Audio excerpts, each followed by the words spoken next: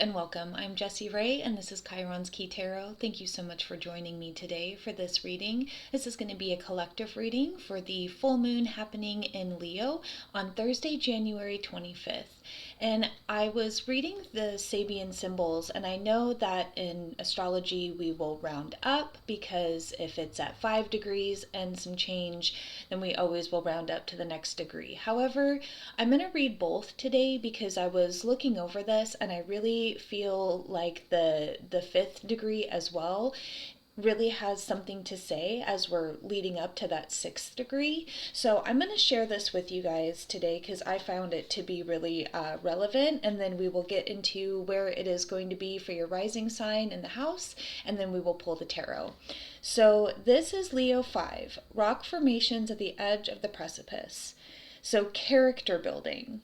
This symbol speaks to the manner in which various interlacing events and involvements build up in crisis to the point where individuals recognize that there is a reality that must be dealt with, decisions to be made, and actions that must be taken. The image of rock formations at the edge of a precipice symbolizes sustainment in a hazardous situation. At the same time, there can be no sustainment for any individual who isn't willing to meet challenge and work through difficulty. Every change encountered or risk faced is an opportunity to discover some new aspect of self and build character. At its positive, this symbol represents inner calm, competency, and courage in the face of danger. And its negative is stubbornness and inflexibility or resistance to change. The accent is on courage and endurance, your ability to maintain your place in the scheme of things that may be challenged at this time. And with Pluto that's just coming into Aquarius as I'm filming this today on January 20th, there's just so much that I felt resonated with that. So now I'm going to read Leo 6, because that's technically the degree that we're going to be working with, but I just really felt like there was a lot to say in there. So an old-fashioned woman and an up-to-date girl. Something old, something new, something shared. This symbol speaks to the function and purpose of role play in the everyday world. The image of an old-fashioned woman and an up-to-date girl dramatizes opposites, and it emphasizes the importance of learning to cooperate and look at life from the reverse or the flip side of things. Here, conservatism, maturity, tradition, and established values of the past are contrasted with liberalism, youth, innovation, and formative values. The implication of competing impulses to both stand still and move forward, the Mars-Saturn effect, provides the stimulus for each side to look behind surfaces and what is lying on the appearance of that surface, for common ground on which to come together in mutual appreciation of what each side has to offer. So at its highest, this symbol represents accomplishment through cooperation and creative use of the opinions and values of others. And the negative is in-your-face self-assertiveness or fear of confrontation and change.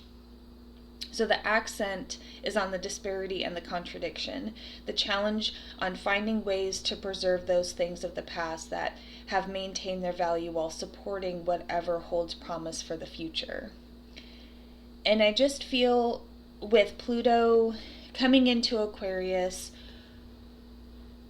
we are going to be asked to change so much on a collective level as well as a personal level.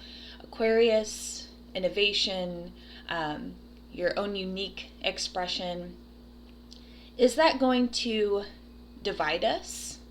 Or are we going to only stand in our own uniqueness and not be open to what other people bring to the table? How are we going to come together? How are we going to build communities together rather than continuing to be divided?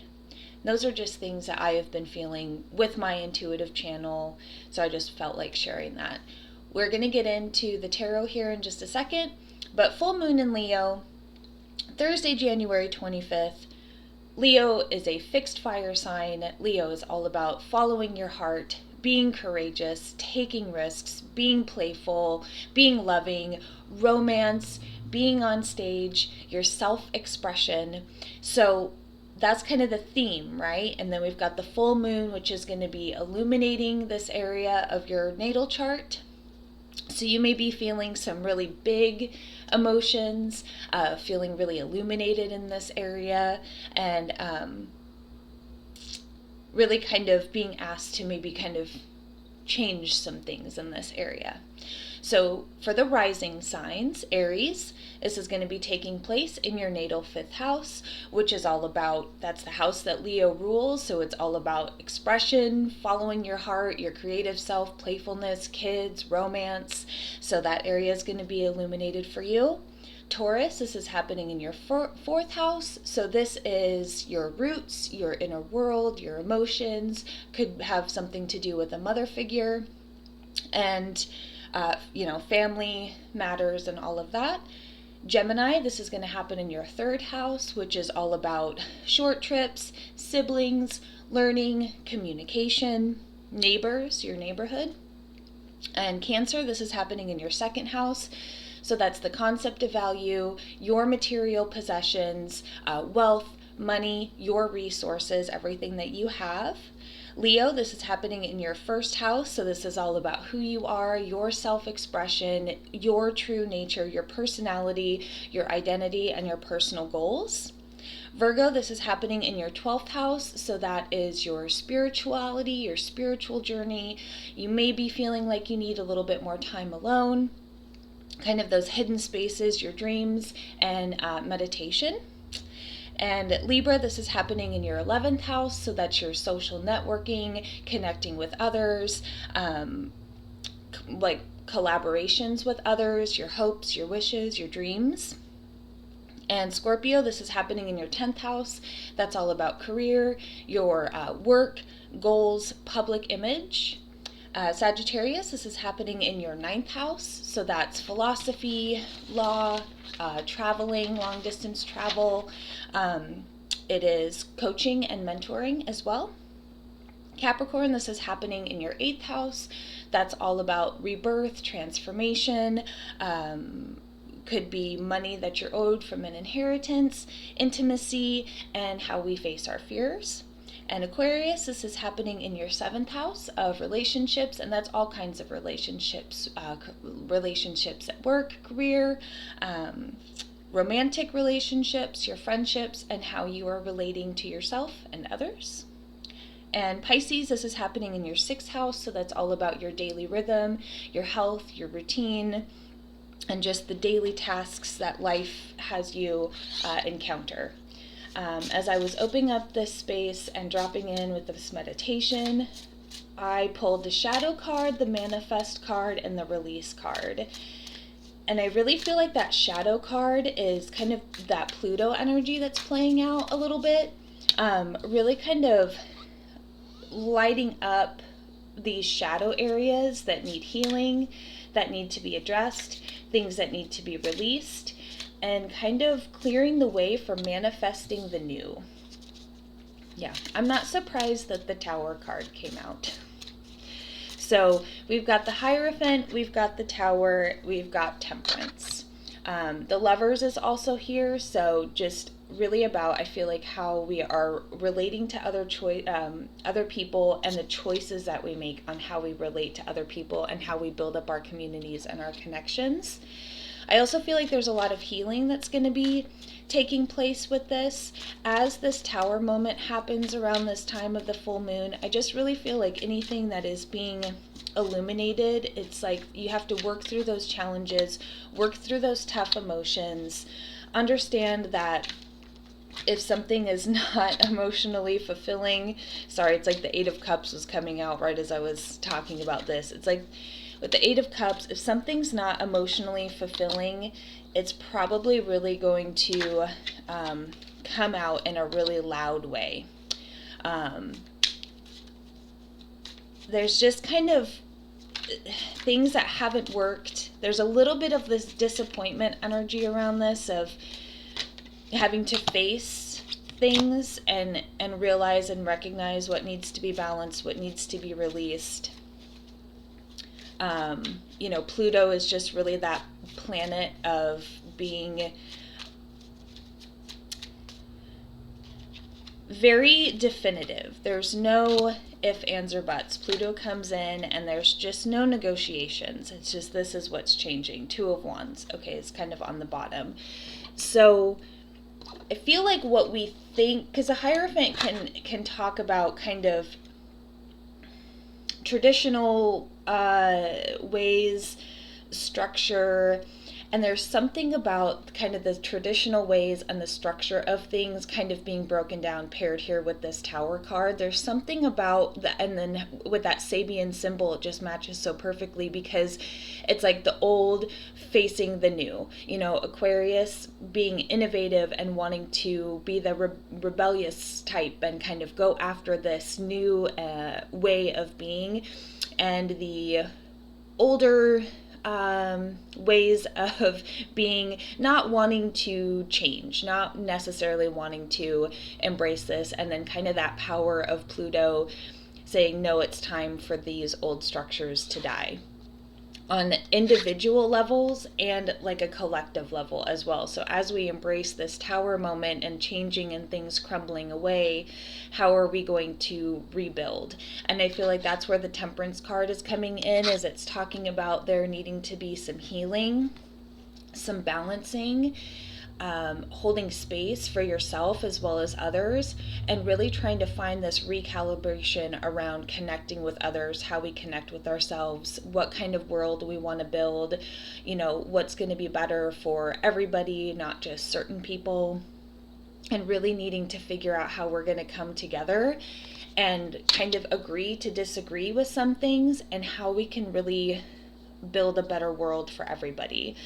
And Eight of Cups really asking us, even if it's like structurally sound, if it's not emotionally fulfilling, we might need to walk away from it. Even if it's something that is stable, that stability is not always guaranteed. So there's something about, with Leo really chasing after what they're passionate about, following their heart, having the heart really lead the way through their journey in life. There is just really something about this energy asking us, what are we passionate about? What do we find emotionally fulfilling? What do we really want to go after? What lights us up? What brings us happiness, playfulness, joyfulness? What makes our inner child feel joyful and alive again, and like they're just invigorated with life? And Eight of Pentacles is all about work. So really working towards and committing to following our heart, really wanting to allow things to break down and break away that are not fulfilling to us anymore. So really paired with this Eight of Cups here, I just really feel this sense of going after what we are more passionate about and really working hard towards that, like putting all of our energy and focus, goal planning into where we want to go. And Five of Pentacles with this Tower moment, but then paired with the Empress, I feel like is really beautiful, because the Tower moment can be difficult. The Five of Pentacles card can be difficult. It can feel like we're in the cold. It can feel like we're just kind of out and we're destitute. We can't see the way forward. It can talk about fear. So there is this sense as things are breaking down, there can be a sense of fear, but Pluto also asks us to not get lost in that fear. The Five of Pentacles, we don't want to get lost in the fear.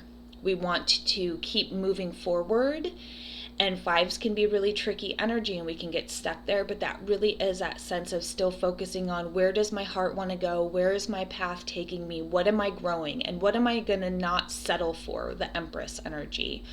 What do I want to move towards that is going to be more fulfilling to me? So having this chance to move through this fear and really staying focused on this Empress energy. What am I growing? What does my heart want me to continue to grow? How can I continue to grow my heart space through this fear, through these challenges, through these oppositions, and still create something beautiful for myself and for others? I really feel like that's what the Empress energy is. She doesn't settle for less. She ain't gonna take no crap. So there's just this real energy of nurturing yourself, nurturing your community, nurturing your emotions, being there for yourself, being there for others, rebuilding. And how do we want to do that? Six of Cups. A balancing, reconciling, old wounding potentially coming up, right? How are we going to nurture that? Really staying focused on, again, what we're building, because we're building towards the Three of Pentacles right here. That's community, that's change, that's the tangible of how we're growing, what we're building, who's our neighbors, how are we going to help our neighbors? How are we going to help other people? How are we going to help people at work and show up as our best selves? That Three of Pentacles energy of really coming together. So the Six of Cups really coming in and asking there to be that balancing. It's a really beautiful reading, even though it's filled with a lot of uncertainty. That uncertainty is giving us this opportunity to really reinvent certain areas in our life. So here we go with the Three of Pentacles. What are we building? What's changing and what are we building? I'm not going to keep going on about that. That's a very straightforward message from that card today. So I feel like I have really said everything that card wants me to say. It's a very straightforward message, but it's just really beautiful. So if you're feeling that Tower moment, if you're feeling fearful, if things are falling away, just know that this is a time to release, do some shadow work, address areas of yourself, move through those emotions. Don't be afraid to feel those emotions. Let them pass through, release them, and then get back to kind of focusing on where does your heart want to be? Where is your heart trying to go? Where, following your heart, following your passions. Everything else will fall into place. And being courageous, right? Leo is very courageous. So really kind of conquering that fearful energy. Hold on. Okay, so we get 2. I let go of the shadow of the past by seeing someone for the first time with the eyes of love. That's a very Leo card.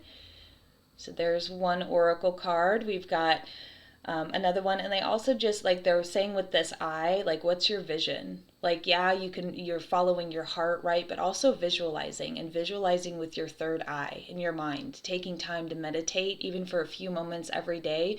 What world do you want to see for yourself, and what world do you want to see for the other people around you? And my outer experiences are a reflection of my internal condition. So with that, just kind of, how are we perceiving things? How can we transmute the energy to be something more glorious that we want to be a part of? And what lessons are my outer experiences currently teaching me? And how can I grow through that, right? Tower, Pluto, Empress. So I am wishing you guys all of the best for this full moon in Leo. It's probably going to be a little bit of a doozy, but we got this. And I will be back next weekend for all 12 signs. And in a couple hours at 8:30 a.m. Today's Sunday as this video drops, I will go live and offer some free card pulls. So if you're seeing this at 6 o'clock in the morning when it drops, then I will be here at 8:30 live to do some card pulls for you guys. And I hope to see you there. Take care.